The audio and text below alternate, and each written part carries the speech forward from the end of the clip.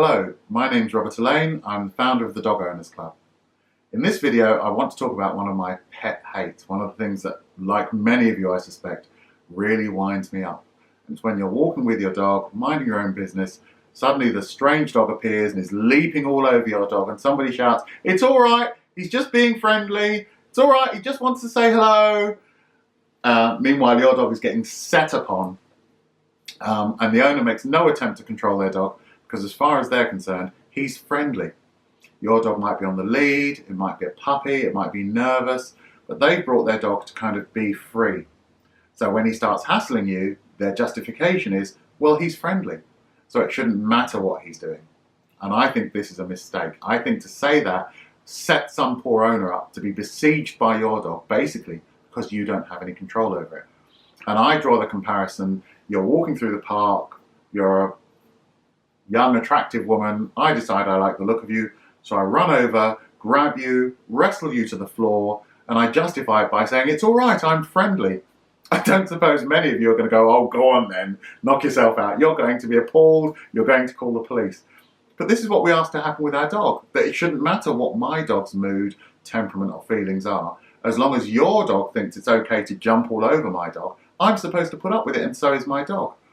And then you hear often people, when my dog decides he doesn't like it and has a go at your dog, you then go, that dog should be on a lead, that dog should be wearing a muzzle, that dog's a nuisance.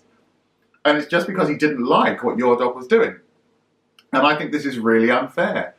We should all have responsibility for our own dogs. The law says a dog must be under control in a public place. And if your dog is just running from dog to dog to dog to dog, it is not under control. A few years ago, I dealt with a legal case where a perfectly friendly beagle ran over to a very, very aggressive Staffordshire Bull Terrier who was on a lead. The Staffy attacked the beagle and savaged it very badly. And actually the owner of the Staffy took the dog walker who was in possession of the beagle to court and said her dog wasn't under control, and she was found guilty. Although it was the Staffy who did the fighting, the reason the fight occurred was because of the lack of control over the beagle. And she admitted in court the dog was 50 yards away. And the judge said that dog clearly was not under your control. So even the law isn't on your side. If your dog is charging around out of control, then you are the one who potentially can find yourself liable. But for me, aside from the legal issue, there's a whole moral one here. I want to take my dog, or you want to take your dog, whoever wants to take their dog, to a public place and ideally spend some time with their dog. That's why they went there. I didn't go there with my dog, or they go there with their dog, to entertain your dog. That's your responsibility. So when you take your dog to the park, if you can't control it, if you can't call it back reliably when you let it off the lead, then don't let it off the lead until you can. And certainly, if it runs over to somebody else's dog and the other person's dog doesn't like it, don't blame them. It's not their fault. They didn't call your dog over. They didn't invite it to come and say hello. You let your dog do that. So if your dog runs over there and something bad happens as a result, you should apologize and say, I'm sorry for inflicting my dog and on you and your dog. And if you see a dog on a lead, it's on a lead for a reason. It might be because it doesn't recall. It might be because it's aggressive. It might be because it's really fearful. It might be that it scavenges. But somebody is sacrificing the whole of the park just for you and your dog and everybody else. They say, I'm going to keep my dog on this lead so that I have control over him, and the rest of the park belongs to you.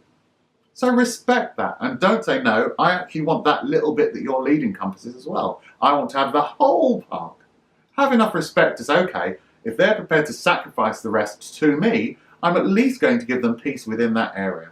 So if you see a dog on a lead, have the respect to call your dog away, to put it on a lead if you can't control it until you've passed that person. But certainly don't have a go at them if their dog then behaves badly because of yours. It's really selfish. I think it's really quite inconsiderate, and I'm certainly absolutely intolerant of it.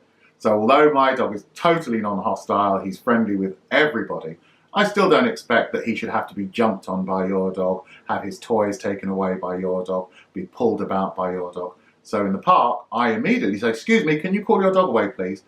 And if you say to me, it's all right, he's friendly, I'm going to say, I don't care. I didn't ask you to call him because of his temperament. I asked you to call him because he's not behaving appropriately with my dog.